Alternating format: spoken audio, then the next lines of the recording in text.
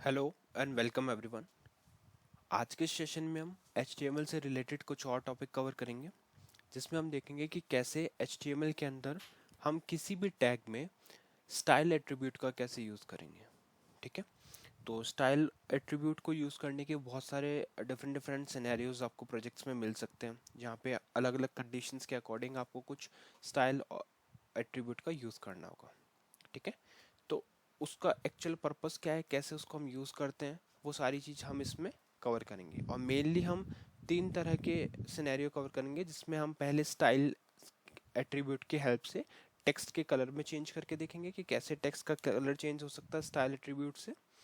फिर देखेंगे font size, और लास्ट में देखेंगे बैकग्राउंड कलर। तो ये तीन चीज़ हम इसी पर्टिकुलर सेशन में कवर करने वाले हैं। ठीक है, तो सेशन स्टार्ट करने से पहले जस्ट एक बार मैं आपको थोड़ा सा थियोरेटिकल इसका बता देता हूँ, बाकी चीज़ें हम प्रैक्टिकली परफॉर्म करेंगे। तो यहाँ पे मैंने एक नोट्स फाइल बनाया हुआ है, मैं आपको इसको एक्सप्लेन करता हूँ कि यहाँ पे एक्चुअल में क्या हो रहा है। देखो, ये जस्ट एक नॉर्मल फाइल है, इसमें बस मैंने आपके थियोरेटिकल कुछ नोट्स लिखे हुए हैं। जैसे अगर आप यहाँ देखोगे तो यहाँ क्या लिखा है, the style attribute in HTML allows you to apply inline CSS style directly to an HTML element. अगर आपको CSS का भी आइडिया नहीं है तो कोई प्रॉब्लम नहीं है, बट एट्रीब्यूट हम यूज़ करना जस्ट अभी देख रहे हैं कि एट्रीब्यूट कैसे यूज़ होता है। ठीक है, CSS का एक सेपरेट टॉपिक है, आप जब भी CSS हम कवर करेंगे तो उस टाइम क्लियर हो जाएगा कि कौन से वेज होते हैं CSS अप्लाई करने के लिए। अभी के लिए जस्ट हम ये देख रहे हैं कि स्टाइल एट्रीब्यूट को किसी भी टैग के साथ में यूज़ करके कैसे हम कुछ उस पर प्रॉपर्टीज सेट कर सकते हैं। ठीक है, तो वही यहाँ पे लिखा है, the style attribute in HTML allows you to apply inline CSS styles directly to an HTML element. This attribute is useful for quick styling of elements without needing to create separate CSS rule for style sheet. ठीक है, तो वही यहाँ पे लिखा है कि इस एट्रीब्यूट से क्या है, आप डायरेक्टली कुछ स्टाइलिंग्स अलाउ आप अप्लाई कर सकते हो अपने एलिमेंट्स पे बिना किसी सेपरेट CSS फाइल शीट के। ठीक है, इसका सिंटेक्स क्या होता है, देखो जो भी आपका एलिमेंट है ना, उसके टैग नेम आपका होगा, है ना, और opening tag name closing tag name होगा।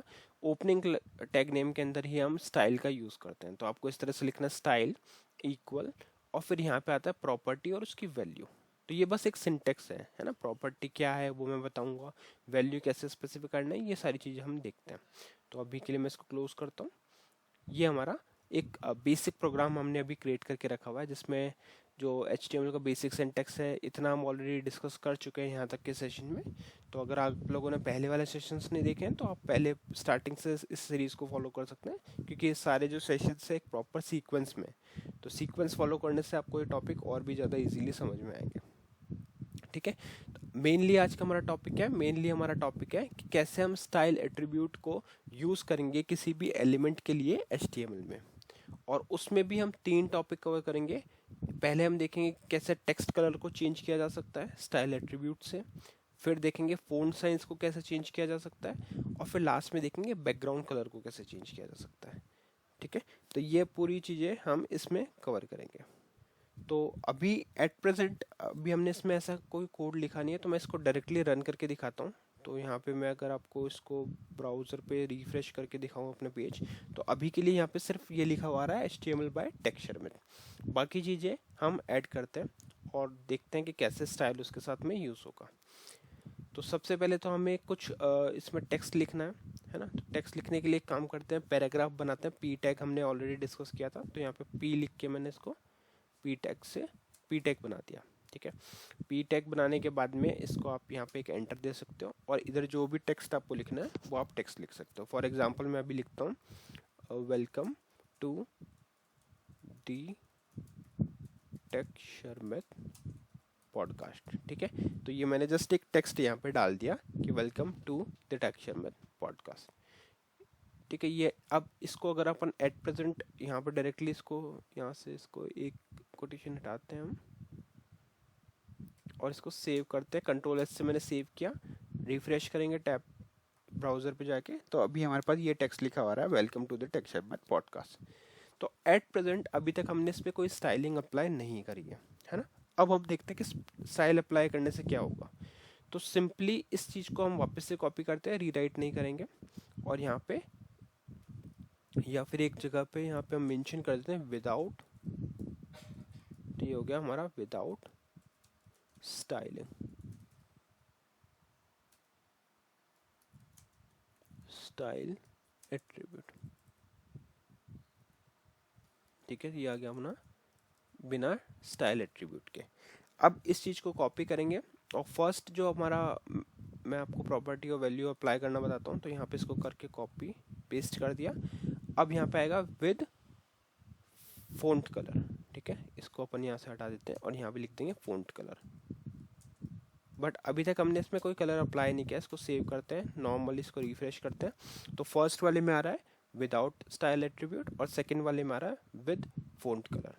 ठीक है, इसको एक काम करते हैं, यहाँ से इसके कट करते हैं, यहाँ पे इसको पेस्ट करेंगे। सिमिलरली यहाँ से भी इसको कट करके एक यूनिफॉर्मिटी के लिए जस्ट मैं यहाँ पे ये टेक्स्ट आपको शो कर रहा हूँ, जिससे आपको आउटपुट से ही क्लियर हो जाए कि हमारा जो कोडिंग फॉर्मेट है वो किस तरह से, क्योंकि कोड आपको कहीं से भी मिल जाएगा। इवन आजकल आप जीपीटी से कोड निकाल सकते हैं या गूगल से कोड मिल जाएगा, बट उसको समझना इंपॉर्टेंट है ना। तो यहाँ पे हमने क्या लिख दिया, welcome to the lecture with podcast.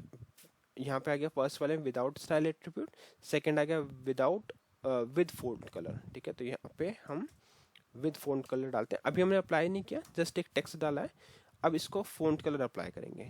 तो फ़ॉन्ट कलर अप्लाई करने के लिए पैराग्राफ एलिमेंट के अंदर आप यहाँ पे एक स्पेस दोगे और लिखोगे स्टाइल। स्टाइल लिख के एंटर करेंगे क्योंकि ये ऑटो सजेस्ट कर रहा है। अब हमें यहाँ पे इसकी प्रॉपर्टी और उसकी वैल्यू स्पेसिफाई करनी होती है। तो प्रॉपर्टी क्या है, प्रॉपर्टी है उसका कलर। ठीक है, तो यहाँ पे हम लिखते हैं सिंपली कलर।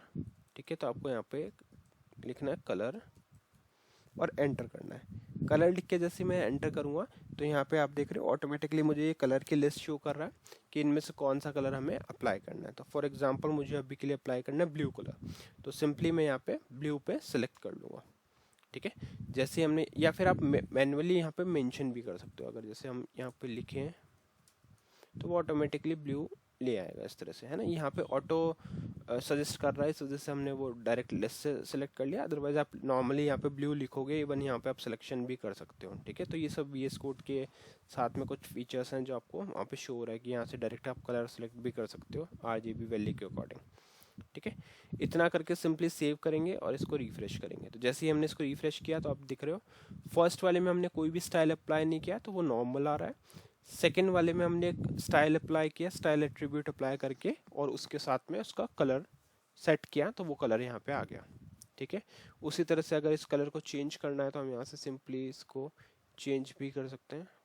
जैसे यहाँ पे मैं इसको कर देता हूँ अभी, या फिर ये तो जैसे एक वे तो ये है वाइट, तो वहाँ पे शो नहीं होगा। ये देखो ऐसे सेलेक्ट करोगे तो यहाँ पे RGB वैल्यू उसकी लिखी हुई आएगी। बट हमें अगर कोई स्पेसिफिक कलर, जैसे यहाँ पे इसको हटा के हम लिखते हैं रेड। ठीक है, रेड मैंने स्पेसिफाई कर दिया खुद से, सेव किया, रिफ्रेश करेंगे। हमेशा चेंजेस के बाद में आपको पेज रिफ्रेश करना हो, तो यहाँ रिफ्रेश किया तो अभी जो टेक्स्ट आ रहा है वो आ रहा है रेड कलर में। ठीक है, तो ये तो हो गया हमारा स्टाइल एट्रीब्यूट जिसमें हमने कलर अप्लाई करना सीखा कि कैसे इस पे कलर अप्लाई किया जा सकता है। इसको कॉपी करते हैं और अब नेक्स्ट इसमें जो यहाँ से इसको कॉपी करेंगे, कॉपी जस्ट टाइम सेव करने के लिए अपन यहाँ पे कर रहे हैं। और अब नेक्स्ट जो है हमारा पॉइंट वो है इसका कलर अप्लाई हटा देते हैं अभी के लिए। ठीक है, तो अब यहाँ पे हम करेंगे फ़ॉन्ट विद फ़ॉन्ट साइज, तो यहाँ पे आ जाएगा साइज। ठीक है, नेक्स्ट हमारा टॉपिक क्या है, टेक्स्ट कलर हो गया, फ़ॉन्ट साइज। अब फ़ॉन्ट साइज चेंज करने के लिए भी आपको सेम चीज़ अप्लाई करनी है। आपको यहाँ पे लिखना है स्टाइल, एंटर, और इधर आ जाएगा फ़ॉन्ट साइज और उसको सेलेक्ट करना है। यहाँ पे आपको जैसे ही आप कुछ भी टाइप करते हो तो वो ऑटो सजेस्ट करेगा VS कोड में, है ना। तो यहाँ पे मेरे को जैसे फ़ॉन्ट साइज़ लेना है तो मैं यहाँ पे फ़ॉन्ट साइज़ लिख के, और अब हम ये सारे ऑप्शन सेलेक्ट कर सकते हैं। बाय डिफ़ॉल्ट जैसे इसमें लार्जर शो हो रहा है आपको, मीडियम, स्मॉल, स्मॉलर, एक्स, है ना, लार्ज, स्मॉल, ये इस तरह से आपको यहाँ पे लिस्ट डाउन मिलेगा। बट अगर आपको स्पेसिफिक पिक्सल्स अप्लाई करना है, फॉर एग्जांपल मुझे यहाँ पे 50 पिक्सल्स अप्लाई करना है, तो मैं क्या लिखूँगा 50px। ठीक है, और फिर कर देंगे एंटर विद फ़ॉन्ट साइज। ठीक है, अब इसको करते हैं सेव, वेब ब्राउज़र पे जाकर रिफ्रेश करेंगे तो अभी देखो यहाँ पे हमने क्या किया, फ़ॉन्ट अप्लाई किया, तो इसलिए जो पूरा टेक्स्ट है हमारा इस तरह से शो हो रहा है। ठीक है, कलर देख लिया। नॉर्मल जो टेक्स्ट होता है वो ये देखा, ये विदाउट स्टाइल एट्रीब्यूट है। यहाँ पे style attribute with font colour है और यहाँ पे style attribute with font size है। अब देखते हैं नेक्स्ट है जो है बैकग्राउंड कलर। तो बैकग्राउंड कलर के लिए सिंपली हम लिखेंगे पी टैग वापस से और इसको कॉपी करते हैं, यहाँ से कॉपी किया, यहाँ पे पेस्ट करेंगे और इधर लिखेंगे विद बैकग्राउंड कलर। ऑल्दो इससे कोई इम्पैक्ट नहीं पड़ेगा, अगर आप ये लाइन नहीं लिखोगे तो भी वो उससे कोई इफेक्ट नहीं पड़ता। जस्ट यहाँ पे मैं आपको आउटपुट में शो करने के लिए इस तरह से लिख रहा हूँ। अब हमें क्या करना है, स्टाइल अप्लाई करना। तो स्टाइल लिखेंगे, स्टाइल, और यहाँ आ जाएगा बैकग्राउंड कलर। ठीक है, अब इसमें से कौन सा बैकग्राउंड कलर चाहिए हमें। फॉर एग्जांपल हमें यहाँ पे चाहिए कोई भी कलर हम इसमें से पिक कर सकते हैं। जैसे यहाँ पे अगर आपको क्रिम्सन, ठीक है, क्रिम्सन कलर हमने सेलेक्ट किया। इसको करेंगे कंट्रोल एस से सेव, ब्राउजर पे जाके रिफ्रेश। तो अभी आप देख रहे हो इस टेक्स्ट में अभी हमारा जो फ़ॉन्ट कलर है इस टेक्स्ट के लिए वो ब्लैक है और इसका बैकग्राउंड कलर जो क्या है, क्रिम्सन है। ठीक है, तो ये हमने कुछ स्टाइल अप्लाई किए हैं। अब क्वेश्चन आता है कि क्या सभी स्टाइल हम एक साथ अप्लाई कर सकते हैं। जैसे अभी हमने इस सेशन में 3 तरह की प्रॉपर्टी और उसकी वैल्यू देखी, तो क्या तीनों को एक साथ कंबाइन करके भी यूज़ किया जा सकता है। तो बिल्कुल किया जा सकता है। उसके लिए सिंपल क्या करेंगे, यहाँ से कॉपी करते हैं, इसको पेस्ट करते हैं। ठीक है, अब यहाँ पे हम लिखेंगे फिर से और इधर लिख देते हैं विद, या जस्ट मैं यहाँ से टेक्स्ट हटा देता हूँ, विद ऑल 3 स्टाइल। ठीक है, तो ये जस्ट अपन ने टेक्स्ट लिख दिया विद ऑल 3 स्टाइल। अब इसको सेव किया, सेव करने के बाद में इस पर अप्लाई करते हैं स्टाइल को। तो यहाँ पे आपको सबसे पहले लिखना स्टाइल, एंटर, फिर आपको लिखना है कलर। फॉर एग्जांपल मुझे कलर पहले सेट करना है, तो कलर सेलेक्ट किया। कलर सेलेक्ट करके मैं यहाँ से इसका फ़ॉन्ट कलर सेलेक्ट करता हूँ एजियोर। ठीक है, तो ये कलर मैंने सेलेक्ट कर लिया।